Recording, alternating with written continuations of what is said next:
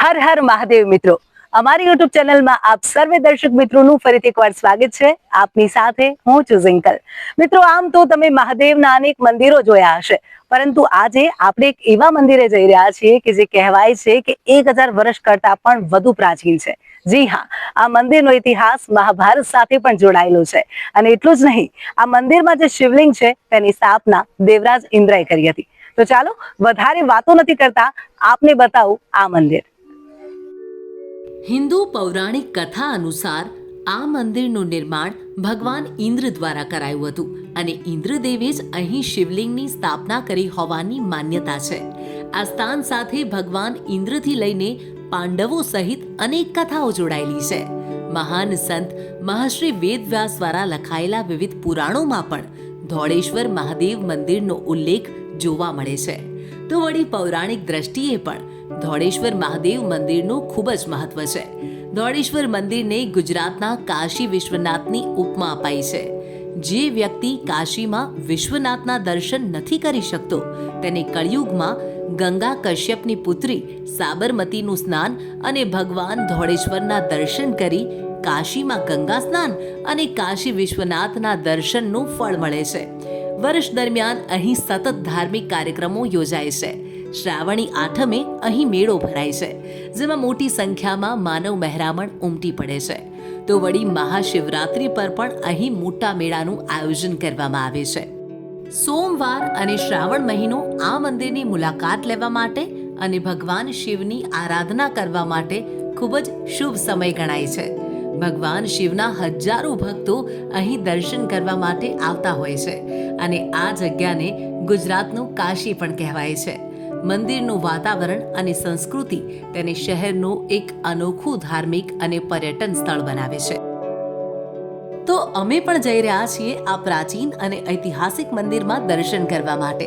સાથે જ આપને પણ દર્શન કરાવીશું અને જણાવીશું આ મંદિરનો ઇતિહાસ અને જાણીશું આ મંદિરને લગતી કેટલીક રસપ્રદ બાબતો.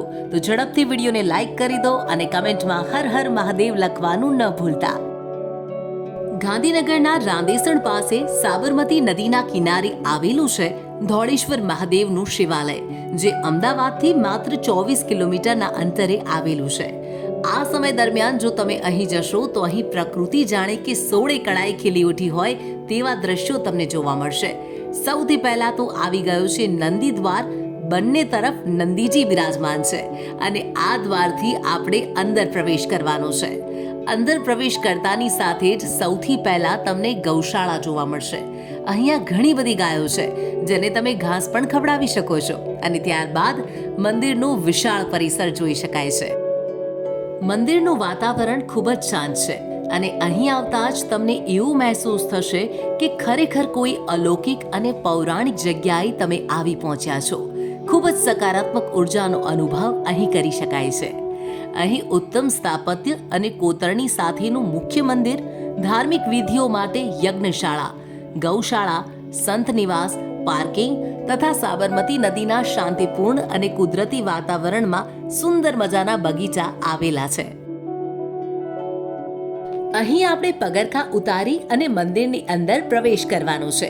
અત્યારે તો કોઈ ભીડ નથી, પરંતુ જો તમે શ્રાવણ માસમાં કે પછી શિવરાત્રીના દિવસે અહીં આવશો તો ભક્તોની લાંબી કતાર જોવા મળશે.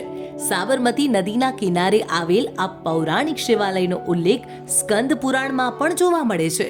તો એવું માનવામાં આવે છે કે આ પવિત્ર મંદિર હજારો વર્ષો જૂનું એટલે કે મહાભારત સમયથી પણ પહેલાનું છે, જેનો શિવ પુરાણમાં પણ ઉલ્લેખ કરવામાં આવ્યો છે. તો અત્યારે તો અમે હર હર મહાદેવ અને ઓમ નમઃ શિવાયના નાદ સાથે મંદિરમાં પ્રવેશ કરી રહ્યા છીએ. પૌરાણિક હોવા છતાં આ મંદિરની ખૂબ સુંદર જાળવણી કરવામાં આવી છે.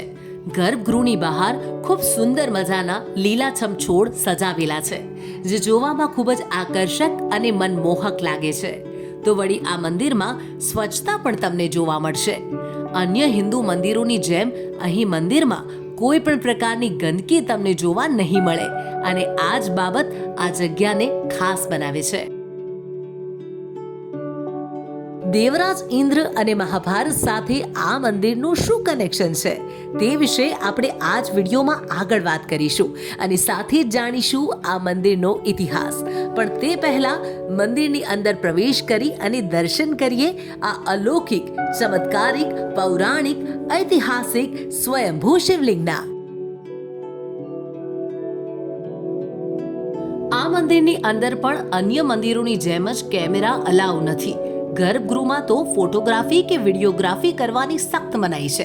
તેમ છતાં અમે આપને આ વિડીયોમાં સંપૂર્ણ મંદિર બતાવવાનો પ્રયત્ન કરીશું.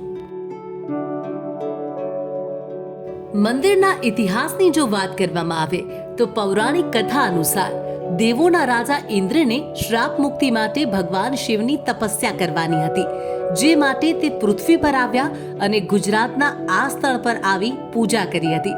ભગવાન ઇન્દ્રએ અહીં સાબરમતી નદીમાં પવિત્ર સ્નાન પણ કર્યું હતું અને ત્યારબાદ તેમને બ્રહ્મ હત્યાના પાપથી મુક્તિ મળી ગઈ. તેથી ભગવાન ઇન્દ્રએ અહીં મંદિરનું નિર્માણ કરાવ્યું અને શિવલિંગની સ્થાપના કરી. તેથી આ મંદિરને ઇન્દ્રેશ્વર મહાદેવ તરીકે પણ ઓળખવામાં આવે છે. તો એવી પણ એક પૌરાણિક કથા છે કે પ્રાચીન યુગમાં એક ભરવાડે તેની ગાયને એક ચોક્કસ જગ્યાએ દૂધ આપતી જોઈ અને તે જગ્યાએ જ આ શિવલિંગ આવેલું હતું. શિવલિંગ સફેદ રંગનું હોવાથી તે ધોળેશ્વર નામથી ઓળખાવા લાગ્યું. આ પવિત્ર મંદિરની બીજી એક મહત્વની વાર્તા મરાઠા રાજા પૂના પેશવા અને ધોળેશ્વરના સંત સાથે પણ સંબંધિત છે. કથા મુજબ રાજાની ઘોડાશાળામાંથી ઘોડાઓની ચોરી થઈ ગઈ. ચોર ટોળકી આ જ શિવાલયમાં આવીને છુપાઈ ગઈ.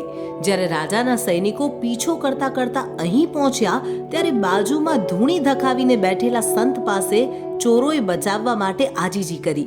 ત્યારે સંતે ફરી આવું કૃત્ય નહીં કરવાની શરતે તેમને બચાવ્યા, પરંતુ તેમણે ચોરેલા ઘોડા લાલ અને કાળામાંથી ધોળા થઈ ગયા.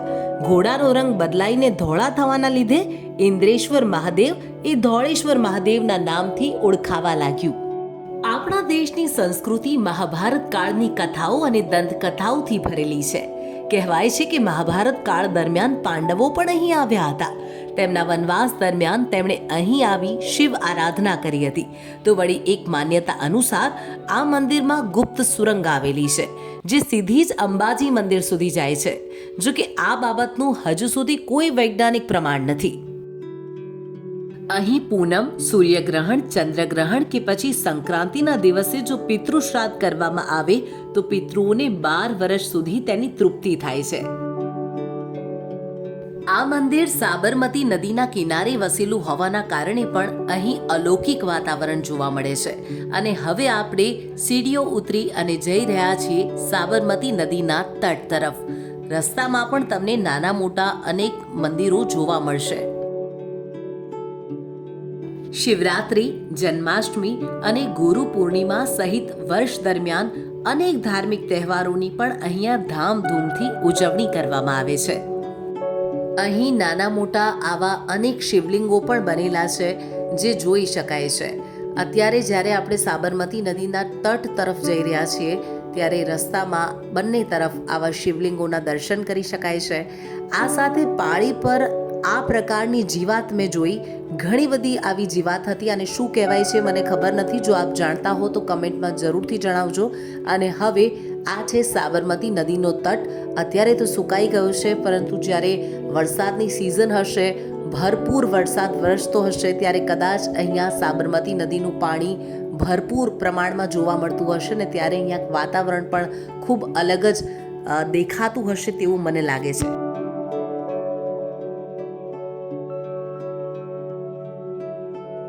તો મિત્રો, અમારો આખો વિડીયો આપને કેવું લાગ્યો અમને કમેન્ટમાં જરૂરથી જણાવજો. વિડીયોને લાઈક કરજો, શેર કરજો અને હા, જો આપે હજુ સુધી અમારી ચેનલને સબસ્ક્રાઇબ નથી કરી તો ઝડપથી ચેનલને સબસ્ક્રાઇબ કરી લો, જેથી આપને આગળ પણ આવા ઇન્ફોર્મેટિવ, ઇન્ટરેસ્ટિંગ વિડીયોઝ મળતા રહે. Thanks for watching.